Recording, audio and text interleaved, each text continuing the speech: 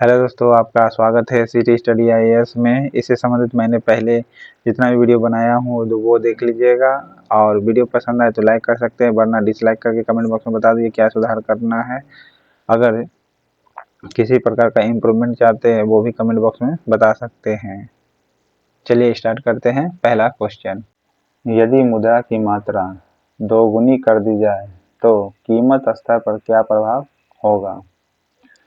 मुद्रा की मात्रा को दोगुनी कर देते हैं तो कीमत स्तर पर क्या हो जाएगा, दुगना हो जाएगा। मुद्रा की मात्रा को दुगनी कर दे तो कीमत भी क्या हो जाएगा, दुगना हो जाएगा, यानी बाजार में ज़्यादा पैसा आ जाएगी तो दाम भी ज़्यादा आ जाएगा। ठीक है। यदि मुद्रा की मात्रा दोगुनी कर दी जाए तो मुद्रा का मूल्य क्या होगा।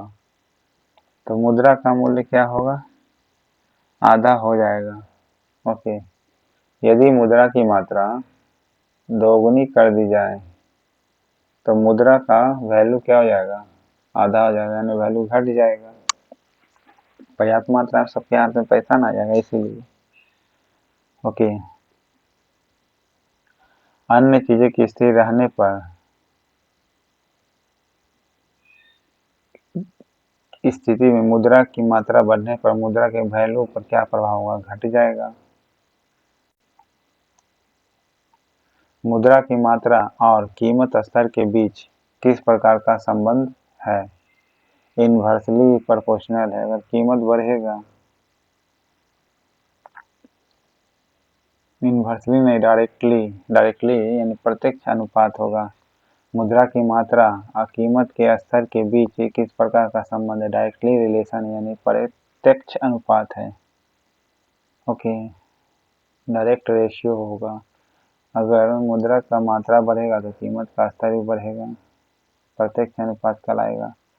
नेक्स्ट है, मुद्रा की मात्रा और मुद्रा के मूल्य के बीच किस प्रकार का संबंध है।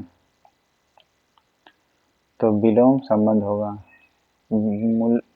मुद्रा की मात्रा मुद्रा के मूल्य के बीच, अगर मात्रा बढ़ जाएगा तो वैल्यू क्या हो जाएगा, घट जाएगा, तो ये इनवर्सली हो गया। ठीक है। हाँ, प्रत्यक्ष अनुपात तो कीमत और मात्रा पर है।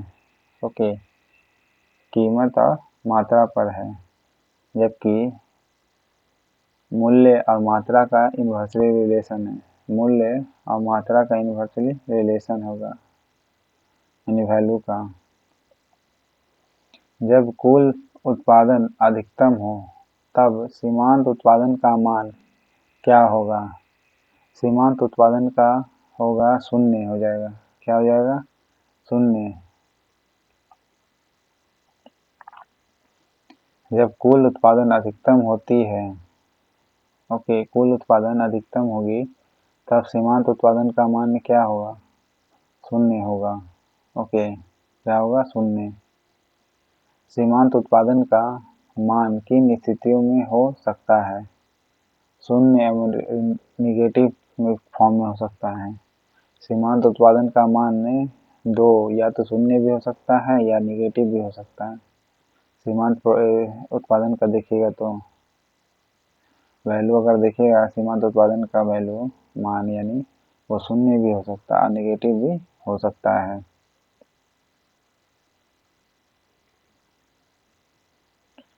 पहली अवस्था में कुल उत्पादन का व्यवहार कैसा होता है।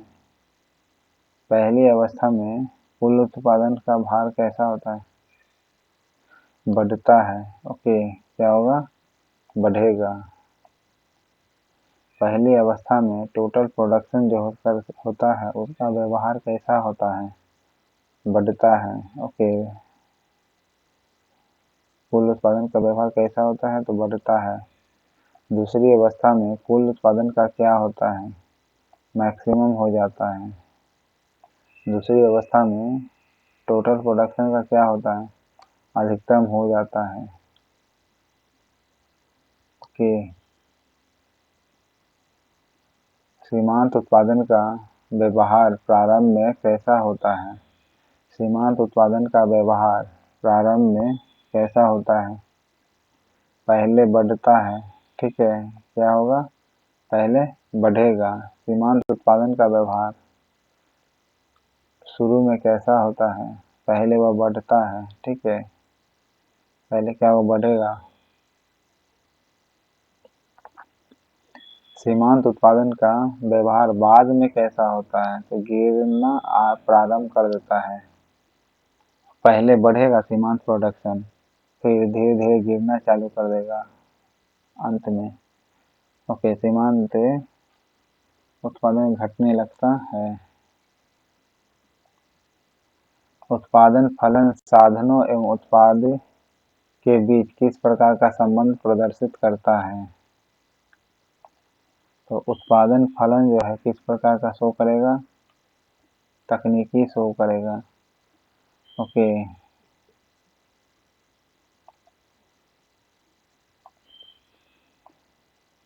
उत्पादन फलन जो है, उत्पादन फलन के साधन और उत्पादन के बीच किस प्रकार का संबंध प्रदर्शित करता है? तो तकनीकी रूप से प्रदर्शित करता है। ओके, कुल उत्पादन के अधिकतम होने की अवस्था किस उत्पादन से संबंधित है? सीमांत के उत्पादन से संबंधित है। ओके, कुल उत्पादन के अधिकतम होने की अवस्था में किस उत्पाद से संबंधित है?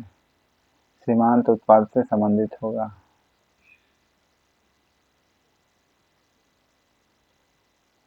कुल उत्पाद के बढ़ने की प्रारंभिक अवस्था को क्या कहते हैं? कुल उत्पादन की प्रारंभिक अवस्था को क्या कहा गया है? पहली अवस्था।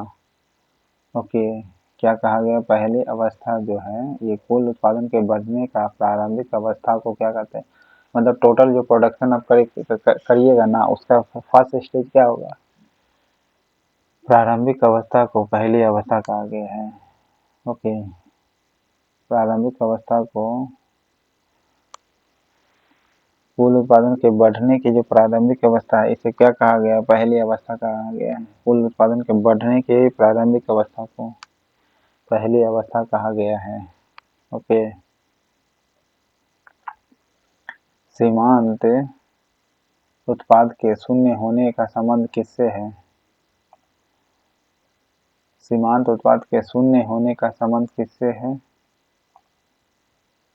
कुल उत्पादन के अधिकतम से है। कुल उत्पादन के अधिकतम यानी मैक्सिमम लेवल वाला। तो सीमांत प्रोडक्शन का शून्य होने का संबंध किससे है? शून्य कब होगा? जब टोटल प्रोडक्शन का मान अधिकतम होगा तो। ओके, सीमांत उत्पादन का शून्य होने का संबंध किससे? कुल प्रोडक्शन के अधिकतम से होगा। कॉब डगलस उत्पादन फलन का प्रतिपादन किन अर्थशास्त्रियों ने किया है?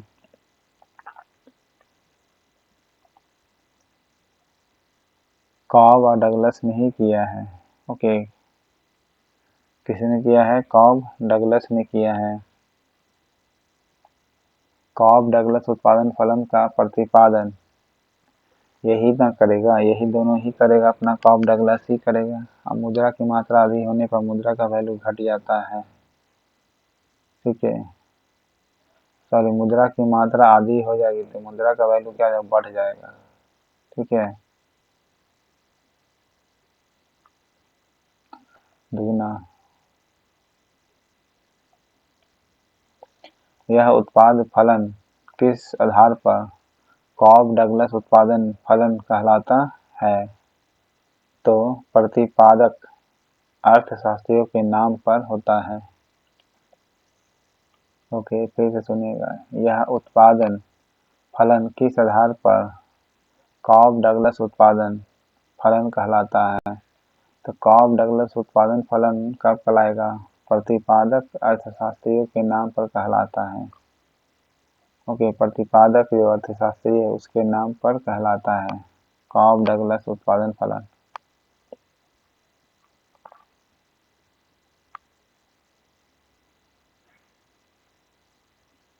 यदि श्रम या पूंजी में से किसी एक साधन का प्रयोग न किया जाए तो उत्पादन क्या होगा?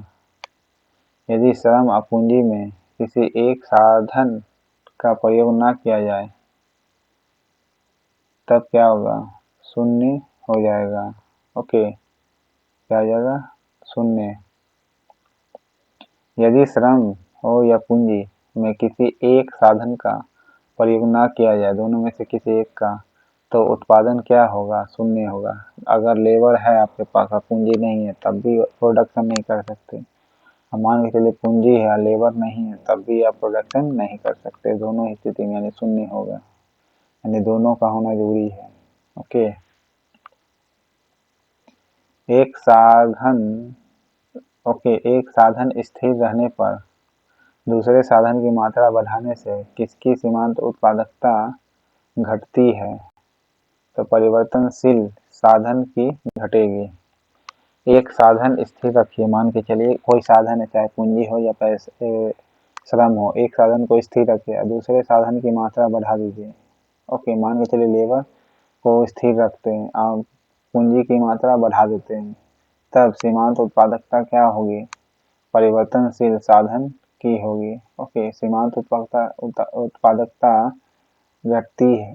किसकी सीमांत उत्पादकता घटती है? तो परिवर्तनशील वाला जो साधन है वो घटती है। ठीक है, परिवर्तनशील वाला जो साधन है वो क्या होता है? घटने लगता है।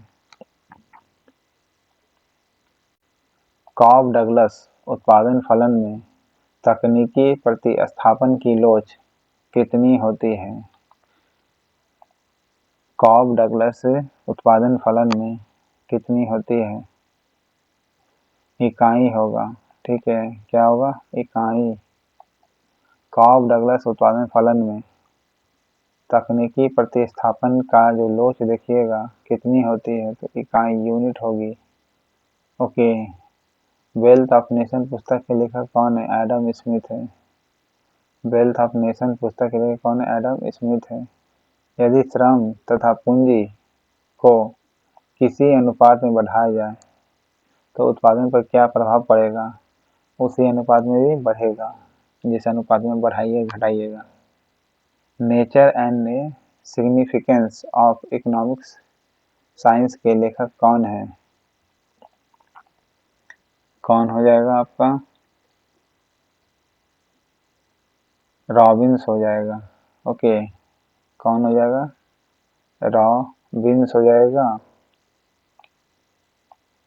Nature and significance of economics, nature and significance of economics science, economics science के लेखक कौन है? रॉबिन्स है।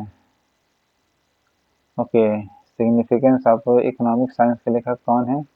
रॉबिन्स होगा। ओके, पूरा नाम क्या है बुक का? Nature and significance of economic science, तो रॉबिन्स हो जाएगा। प्रिंसिपल ऑफ इकोनॉमिक्स पुस्तक के लेखक कौन है? मार्शल है। प्रिंसिपल ऑफ इकोनॉमिक्स पुस्तक के लेखक मार्शल, जबकि सिग्निफिकेंस ऑफ इकोनॉमिक साइंस के कौन होगा? तो रॉबिन्स होगा।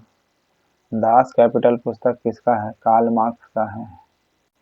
दास कैपिटल किसका है? कार्ल मार्क्स का है। हाउ टू पे वार, हाउ टू पे फॉर वार पुस्तक के लेखक कौन है? किन्स होगा। ओके, किन्स है। हाउ टू पे फॉर वार, हाउ टू पे फॉर वार पुस्तक के लेखक कौन है? किन्स होगा। ओके, हाउ टू पे वार फॉर पुस्तक के लेखक कौन होगा? किन्स होगा। General theory of employment, interest and money के लेखक कौन है? किन्स है।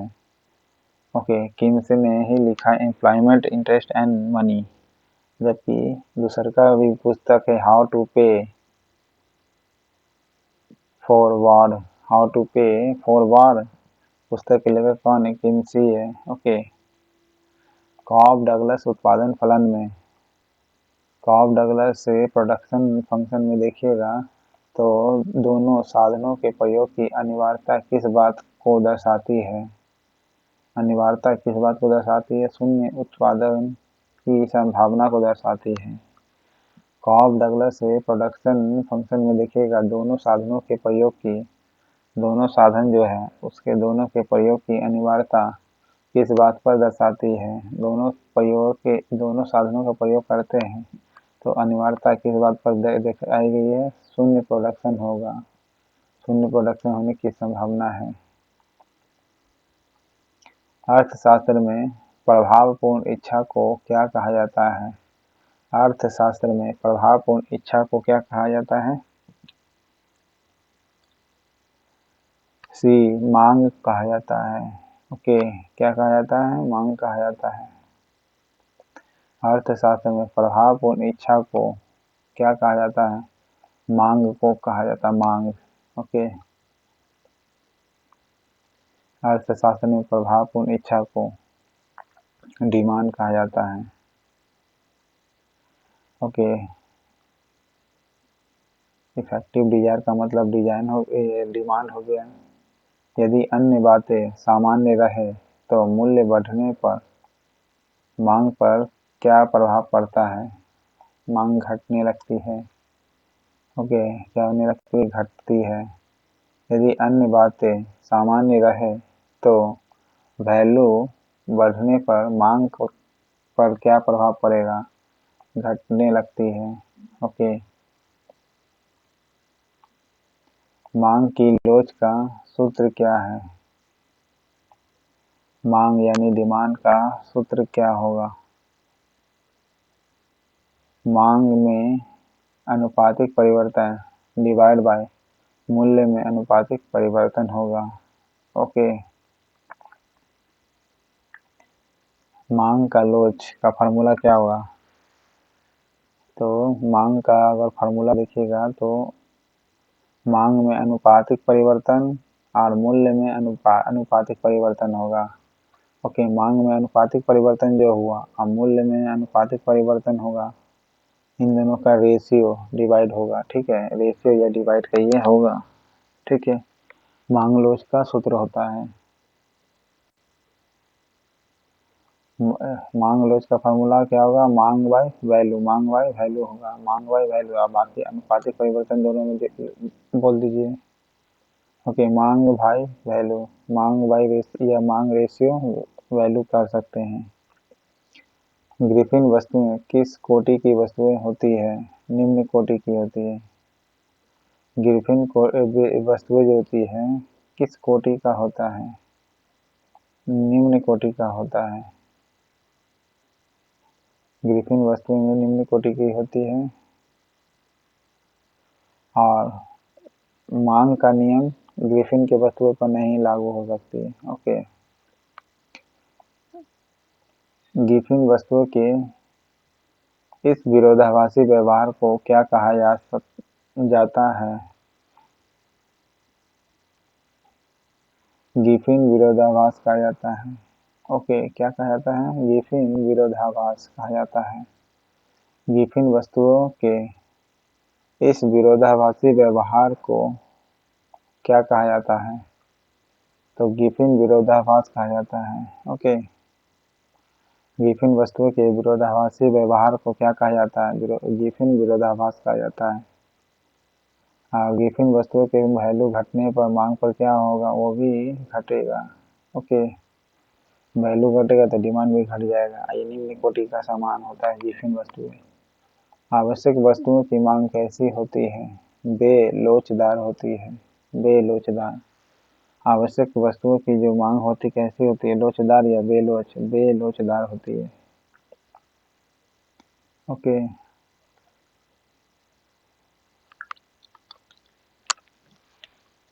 बेलोचदार का मतलब आवश्यक वस्तुएं होंगे जब किसी वस्तु के स्थानापन्न उपलब्ध होते हैं तो उसकी मांग कैसी होती है? जब किसी वस्तु के स्थानापन्न उपलब्ध हो तब वह कैसी होगी? लोचदार होगी। ओके, क्या होगी? लोचदार। जब किसी वस्तु के स्थानापन्न उपलब्ध हो, स्थानापन्न किसी वस्तु का स्थानापन्न उपलब्ध हो तो उसकी मांग कैसी होगी? लोचदार होगी। नेक्स्ट है वस्तु के वैकल्पिक प्रयोग संभव होने पर उसकी मांग कैसी होती है? लोचदार होगी।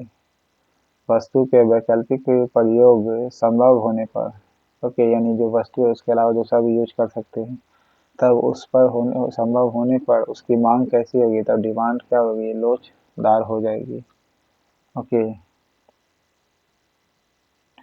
विलासिता संबंधी वस्तुओं की मांग कैसी होती है? अत्यधिक लोचदार होती है। यदि समाज में धन का समान वितरण हो तो मांग की लोच कैसी होती है? अत्यधिक लोचदार होगी। ठीक है, क्या होगी? अत्यधिक लोचदार। यदि समाज में धन का समान वितरण हो, धन का समान वितरण हो तो मांग की लोच कैसी होती है? अत्यधिक लोचदार होती है। ओके, क्या होगी? अत्यधिक लोचदार होगी। मार्शल के अनुसार मांग की लोच को कौन सा तत्व प्रभावित करता है? समय प्रभावित करता है। मार्शल के अनुसार मांग की लोच को कौन सा तत्व प्रभावित करता है? समय प्रभावित करेगा, यानी टाइम।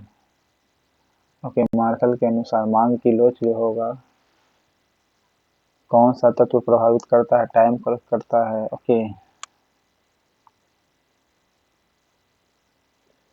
समाज में धन का समान वितरण हो तो मांग की लोच कैसी होती है? अत्यधिक लोचदार होती है।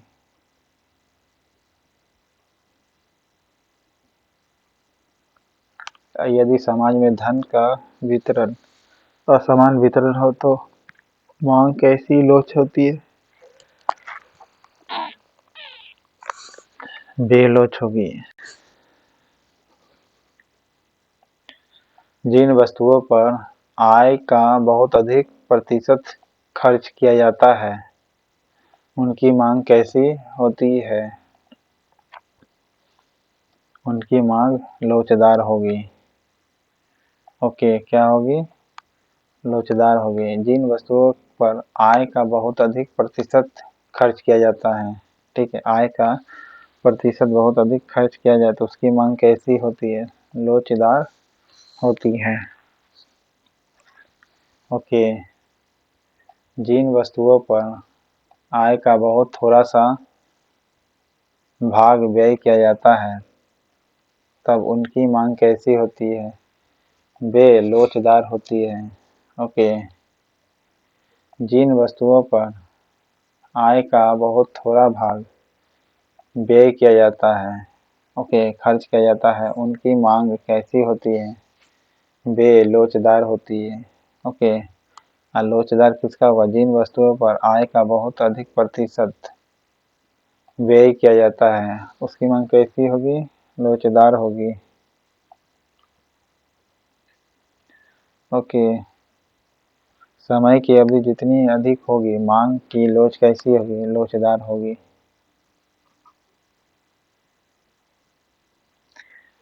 गिफिन वस्तु में किस प्रकार की मांग व्यवहार प्रदर्शित करता है? गिफिन वस्तु अपवादात्मक व्यवहार प्रदर्शित करता है। ठीक है, अपवाद वाला। ओके, अपवादात्मक व्यवहार प्रदर्शित करता है। ओके,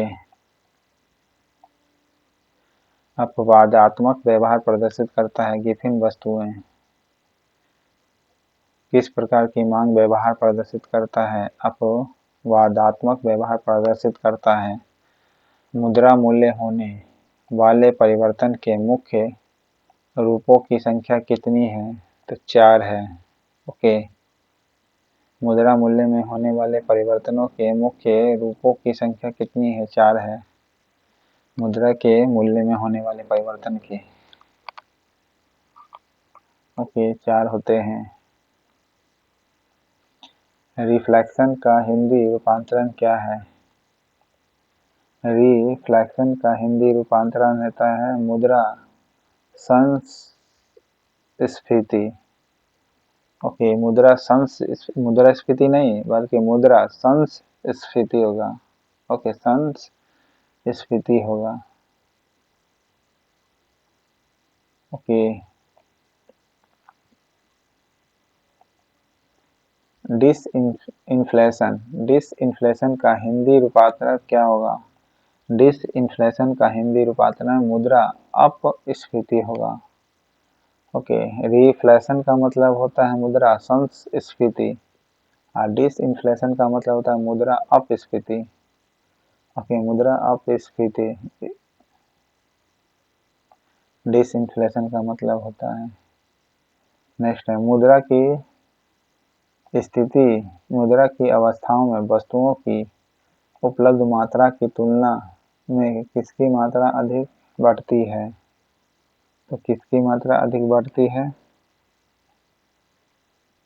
मुद्रा तथा साख का बढ़ेगा तथा ओके, किसका बढ़ेगा? मुद्रा तथा साख का बढ़ेगा। मुद्रास्फीति की अवस्था में वस्तुओं की उपलब्ध मात्रा की तुलना में किसकी मात्रा अधिक बढ़ती है?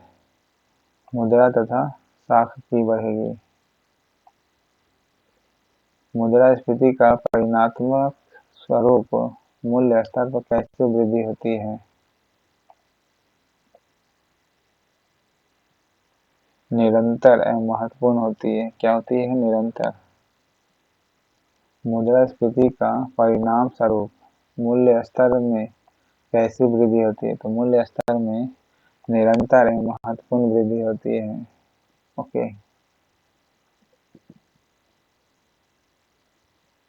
निरंतर और महत्वपूर्ण वृद्धि होती जाएगी। मुद्रास्फीति के परिणाम स्वरूप मूल्य स्तर में कैसे वृद्धि होगी? तो निरंतर महत्वपूर्ण वृद्धि होगी।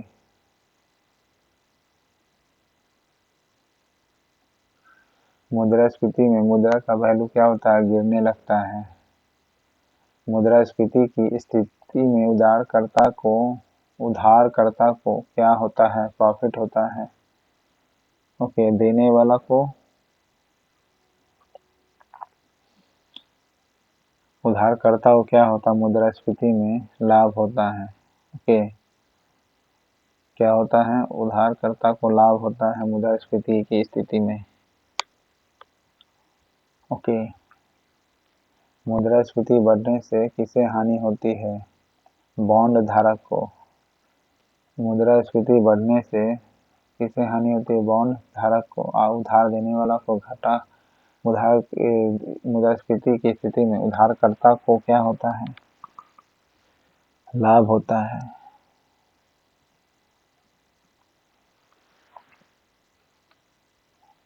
मुद्रास्फीति बढ़ने से किसे हानि होती है? बॉन्ड धारक को हानि होती है। ओके,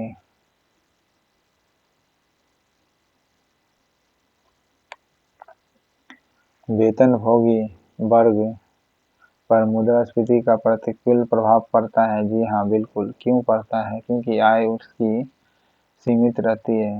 ओके, आय में वृद्धि नहीं होता है, मतलब एक फिक्स मिलता है, उसका इनकम आते रहता है, यानी आय में वृद्धि नहीं होती है मुद्रास्फीति होने से। ओके, आय में वृद्धि नहीं होता है। वेतनभोगी जो वर्ग होता है, मुद्रास्फीति का प्रतिकूल प्रभाव यही है। नेक्स्ट है मुद्रास्फीति से सामान्यतः किसे लाभ होता है? बड़े कारोबारी को।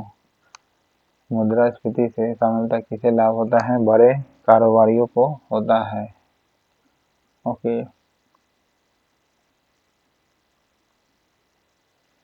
मुद्रास्फीति के साथ किसमें गिरावट तेजी से देखने को मिलेगा? तो परचेजिंग पावर को घटने लगता है।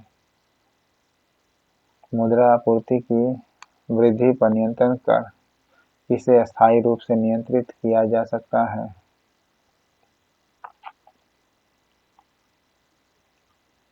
मुद्रास्फीति को किया जा सकता है। फिर से सुनना, मुद्रा आपूर्ति की वृद्धि पर नियंत्रण करके किसे अस्थायी रूप से नियंत्रित किया जा सकता है? तो मुद्रास्फीति को कंट्रोल कर सकते हैं मुद्रा आपूर्ति की वृद्धि पर नियंत्रण करके। ओके, मुद्रा आपूर्ति की वृद्धि जो होती है उस पर नियंत्रण करके मुद्रास्फीति को कंट्रोल कर सकते हैं। जी हाँ, बिल्कुल कर सकते हैं। भारत में मुद्रास्फीति किसके द्वारा मापी जाती है? राष्ट्रीय आय से मापी जाती है, किसके द्वारा मापी जाती है राष्ट्रीय आय से? भारत में शीर्षक पंक्ति वाली मुद्रास्फीति किस वर्ष आधारित है? तो किस वर्ष आधारित है? CPIC होगा। Okay, CPI consumer price index कहलाता है। कंज्यूमर प्राइस इंडेक्स यानी उपभोक्ता मूल्य सूचकांक संयुक्त होगा, यानी CPIC। भारत में शीर्ष पंक्ति वाला मुद्रास्फीति है, किस पर आधारित है? CPIC। कीन्स के अनुसार आंशिक स्फीति किस प्रकार की होती है?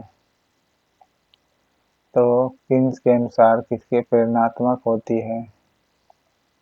ओके, क्या होती है? प्रेरणात्मक। कीन्स के अनुसार आंशिक स्फीति किस प्रकार की होती है? प्रेरणात्मक होगी। ओके, क्या होगी? प्रेरणात्मक होगी कीन्स के अनुसार। आंशिक स्फीति क्या होगी? प्रेरणात्मक होगी। मुद्रास्फीति में साख की मात्रा बढ़ने पर संबंध किससे है? कीमत स्तर में वृद्धि से है।